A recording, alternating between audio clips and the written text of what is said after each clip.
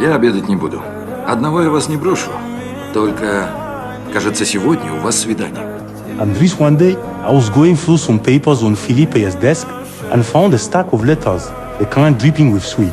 One, out of it. He told me they were from her grandpa. They'd been writing for almost a year, but he didn't ever dare to call her. Philippe just shook his head and said, keeping a little distance is better. I looked at him, all calm on the outside, but I could tell he was holding back. So I went right into one of those letters, found her number, and picked up the phone. The moment I started dialing, he nearly tried to jump out of his chair. Driss. Don't. I ignored him. The call went through, and when I handed him the phone, his face went pale. He stammered. Et le Monsignor struggled forwards, but somehow they ended up setting a date to meet at a cafe. On the day, I helped him pick an outfit, which took a while. Even while choosing, I could see the nerves building in him. But sitting in that cafe, waiting, he grew even more tense.